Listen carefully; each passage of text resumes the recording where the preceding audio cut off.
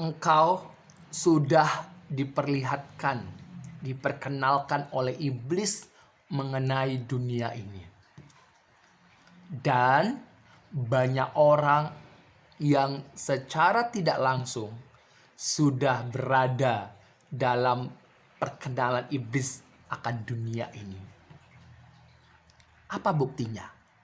Buktinya adalah engkau mati-matian mengejar harta dunia. Tuh buktinya. Tuh buktinya. Baca Lukas pasal 4 ayat yang kelima. Kemudian ia ini adalah iblis, membawa Yesus ke suatu tempat yang tinggi. Dan dalam sekejap mata ia memperlihatkan kepadanya semua kerajaan dunia. Kita akan bedah supaya engkau juga memahami apa yang menjadi kehendak Tuhan dalam hidupmu. Belajar firman Tuhan, renungkan firman Tuhan, dan actionkan firman Tuhan itu. Ya. Kata membawa, di sana dikatakan ada kata membawa.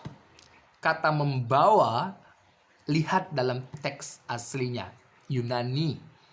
Bahasa Yunaninya dituliskan dengan kata anago. Anago artinya memimpin ataupun memunculkan. Jadi konteks dari Lukas 4 ayat yang kelima ini, Yesus dicobai. Itu dalam kemanusiaannya ya, bukan keilahiannya. Yesus mempunyai dua natur. Keilahiannya, hakikatnya adalah Allah, dan juga hakikatnya adalah manusia. Jadi ada dua natur dalam diri Yesus. Ya, hakikatnya manusia dan hakikatnya Allah. Jadi dalam hakikatnya sebagai manusia, dia dicobai. Dia dibawa. Ya, dia dibawa. Bukan seperti dipimpin enggak, tetapi dia dibawa dalam hakikatnya sebagai manusia. Dia dibawa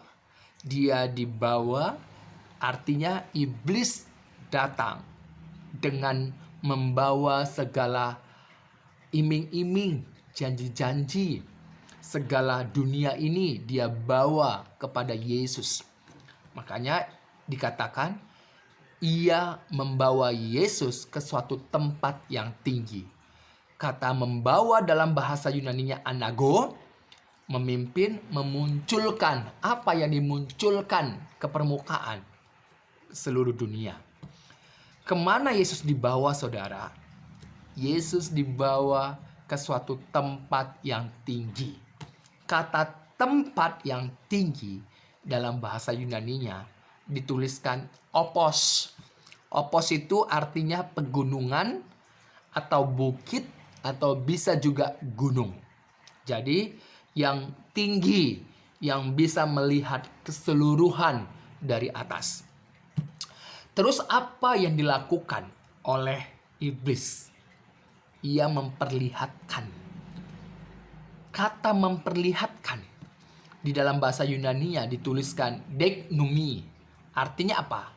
Memperkenalkan, mendemonstrasikan, menunjukkan, memperlihatkan. Jadi apa yang diperlihatkan? Semua kerajaan dunia ini, saudara, yang diperlihatkan.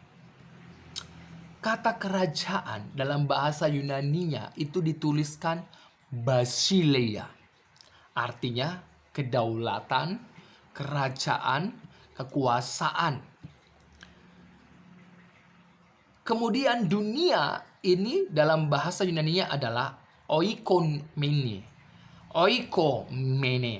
Yang artinya bumi yang dihuni. Secara khusus dalam hal ini adalah dunia yang dihuni oleh Romawi. Karena pada waktu itu yang berkuasa adalah Romawi. Karena di luar Romawi dianggap tidak berarti. Jadi ini secara konteks. Tapi dalam hal ini yang dimaksud oleh dunia adalah tempat yang dihuni oleh manusia. Jadi, iblis sedang menawarkan dunia ini. Seluruh yang ada di dalamnya ditawarkan oleh iblis kepada manusia. Dalam konteks hal ini adalah kepada Yesus. Yesus, dia dalam kemanusiaannya, dia dicobai oleh iblis. Saudara, iblis menawarkan kepada Yesus yang hakikatnya adalah manusia, tapi dalam hakikatnya sebagai adalah Allah, keilahiannya, dia nggak bisa dicobai. Tapi karena Allah yang telah menjadi manusia, dalam Yesus Kristus, dalam kemanusiaan Yesus, dia diuji, dicobai oleh iblis. Tapi sekali lagi, dia tidak pernah jatuh dalam pencobaan iblis. Kita manusia juga digoda oleh iblis.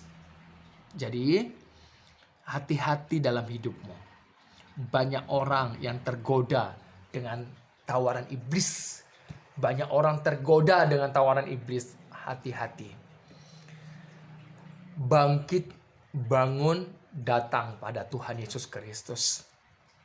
Yesus tidak pernah menawarkan dunia ini. Justru dia berkata, apa gunanya engkau memperoleh seluruh dunia ini jikalau jiwamu binasa?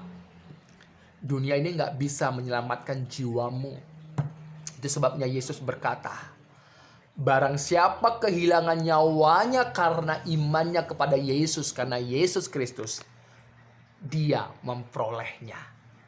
Karena Yesus adalah hidup, kehidupan itu. Makanya dia berkata, akulah jalan, kebenaran, dan hidup. Orang yang di dalam Yesus pasti hidup, saudara. Walaupun fisiknya kembali ke tanah, dia hidup. Yesus datang kedua kalinya. Terjadi kebangkitan dari antara orang mati. Orang yang iman, percaya, datang kepada Yesus, dibangkitkan. Mempunyai hidup selama-lamanya. Saudara, ini sudah dibuktikan oleh Tuhan Yesus Kristus dengan kebangkitannya dari antara orang mati. Haleluya!